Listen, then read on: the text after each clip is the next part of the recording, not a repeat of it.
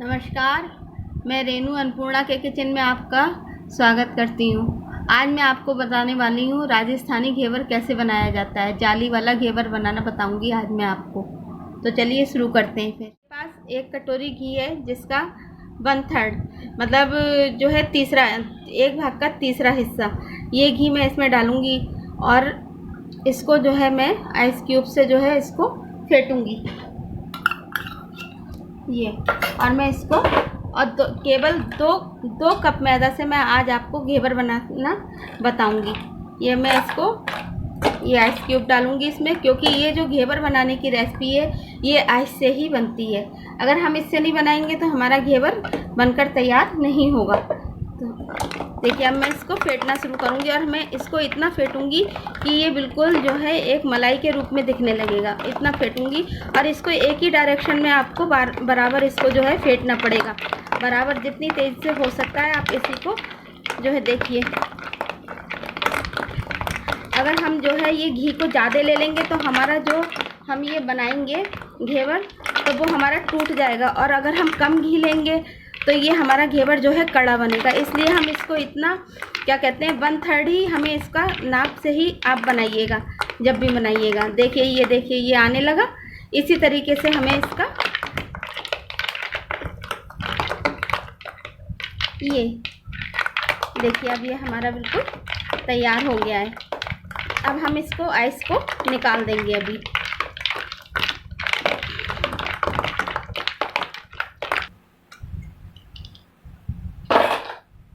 अब मैं इसमें ये 1 कप मैदा डालूंगी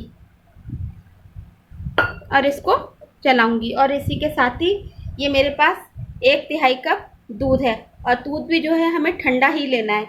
ये मैं इसमें डाल दूंगी और इसको चलाऊंगी इसमें। और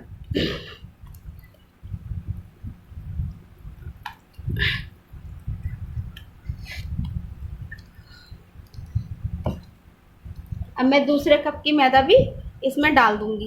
ये 2 कप मैदा जो है मैंने इसमें डाल दी है। और एक आपको सीक्रेट बताना चाहती हूँ कि इससे आपका जो ये घेवर बनेगा वो बहुत क्रिस्पी और बहुत सुंदर कलर में आएगा। आप इसमें 2 चम्मच बेसन डाल दीजिए। वैसे आप इसको स्किप भी कर सकते हैं, अगर आपका मन है तो डालिए, नहीं मन हो तो आप मत डालिए, लेकिन मैं इसको डालूँगी।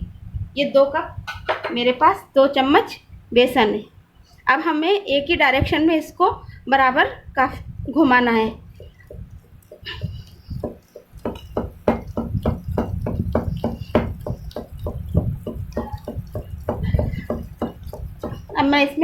अब इसको जो है मैं ठंडे पानी से जो है और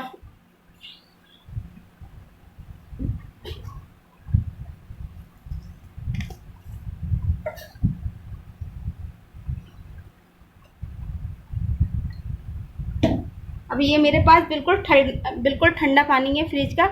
मैं 1 कटोरी इसमें ये डाल दूंगी और इसको खूब फेंटेंगे, क्योंकि इसके ये जो है इसका बैटर जो तैयार होता है वो बहुत पतला होता है। इस बैटर को हमें काफ़ी पतला रखना है, क्योंकि जब हमारा बैटर इसका पतला होगा तभी हमारा घेवर जो है वो जालीदार आएगा और सुंदर बन के आएगा।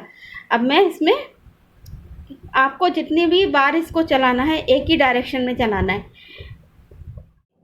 ये पानी डाल दूंगी जी।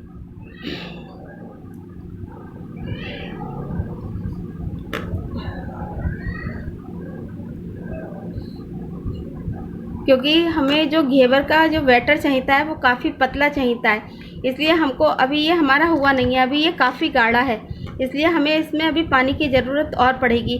और आपको इस बात का खास ध्यान रखना पड़ेगा कि ये जो हमें बैटर तैयार करना है इसको हमें ठंडे पानी से ही बनाना है। अगर हम इसमें ठंडा पानी नहीं डालेंगे तो इसमें जो घी होगा वो हमारा ऊपर आ जाएगा। इसलिए आप इस बात का खास ख्याल रखें कि इसको हम ठंडे पानी से ही बनाएं।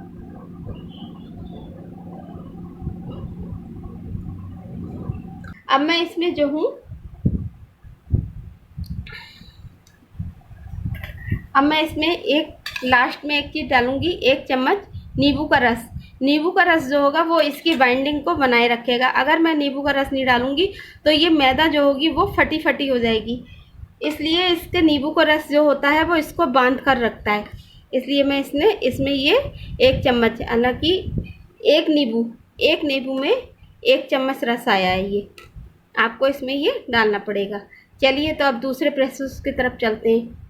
बैटर का पतला चप्पन चाहिए, वो हमें इतना पतला चाहिए।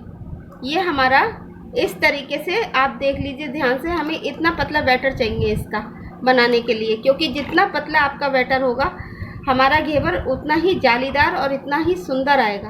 जो मैं ये घेवर बनाऊंगी वो मैं इस भगोने में बनाऊंगी। इसमें बनाने के लिए हमें भगोना हमारे लिए सबसे ज़्यादा सेफ है। बन तो कढ़ाई में भी सकता है, लेकिन मैं जो बनाऊंगी वो भगोने में ही बनाऊंगी। और भगोने में आपको उतना घी रखना पड़ेगा कि आपको आधे से थोड़ा नीचे ही रखिए, क्योंकि अगर हम आधे से या आधा भी रखेंगे तो हमारा जो हम घेवर बनाएंगे वो उसका जो बैटर है वो ऊपर को निकल कर आएगा। ऊपर को निकल के आएगा तो वो उसको आग पकड़ेगी, गैस पे गिरेगा वो, इसलिए हमको आधे से थोड़ा कम ही रखना पड़ेगा। आप इसे रिफाइंड में भी बना सकती हैं, प्योर घी में भी बना सकती हैं, और दोनों को मिलाकर भी बना सकती हैं, लेकिन मैं आधा घी और आधा रिफाइंड मिलाकर ही इसको बनाऊंगी। चलिए तो चलते हैं। ये भगोना रख के इसमें आधा घी और आधा रिफाइंड डाल दिया है। अब मुझे जिस तरीके का तेज घी चाहिए उस तरीके से ये जो है वो तैयार हो गया है। मैं घेवर बनाने के लिए बहुत तेज आंच चाहिए और तेज घी चाहिए, तो चलिए फिर चेक कर लेते हैं। देखिए हमें इसी तरीके का तेज जो है वो घी चाहिए, और आप जब इसको डालें तो धीरे धीरे थोड़ा थोड़ा करके डालें।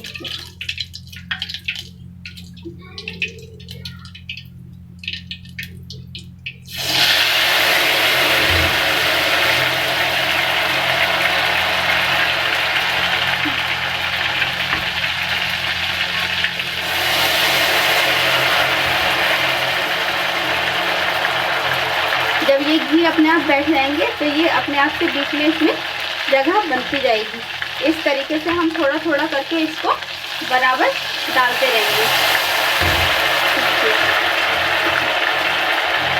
ये हमें थोड़ा थोड़ा इसको हटाना है, और इसमें बीच में हम एक जगह बनाते रहेंगे। ये प्रोसेस कम से कम हमें 17 से 18 बार बराबर इस तरीके से करना पड़ेगा।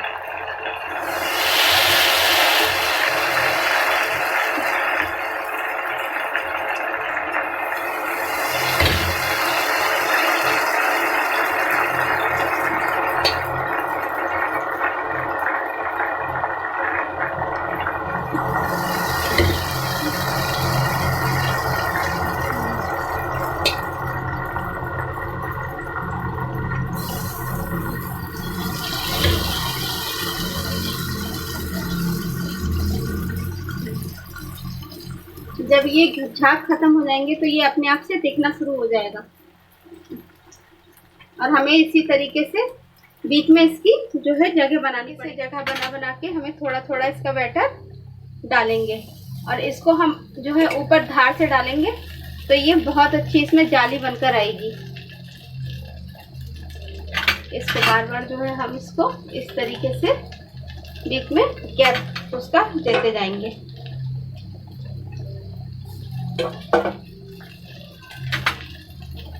भगोने की जो किनारी है ये अपने आप जगह छोड़ देगी, और ये अपने आप से ही ऐसी मतलब ये धीरे धीरे सिकता जाएगा। लेकिन हमें इसकी आंच जो है इसको हमें फुल रखना है, इसको हमें लो नहीं करना है। अगर हम लो कर देंगे तो ये खराब हो जाएगा, इसलिए ये तेज आंच पर ही ऐसे ही हम इसको बराबर सिकने देंगे।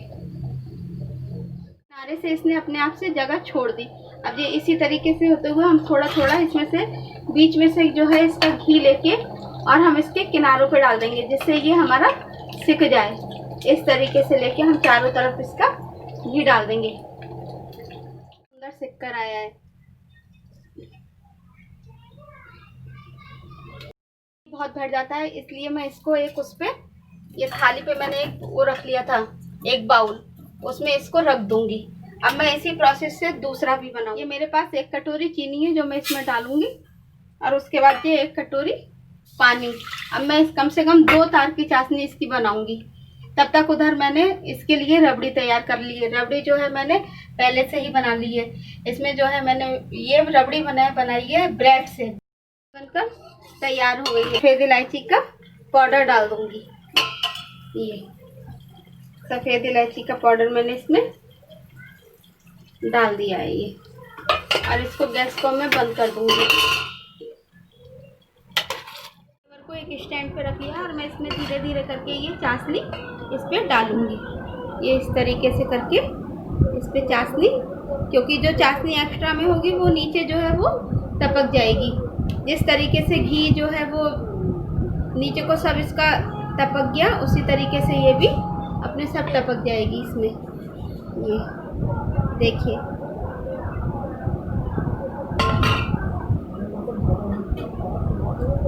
अब इसको मैं जो है इससे रबड़ी से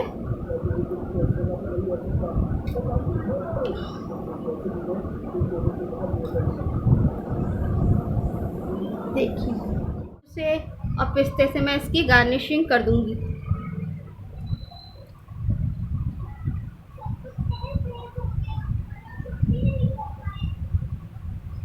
देखिए कितना सुंदर लग रहा है ये देखने में।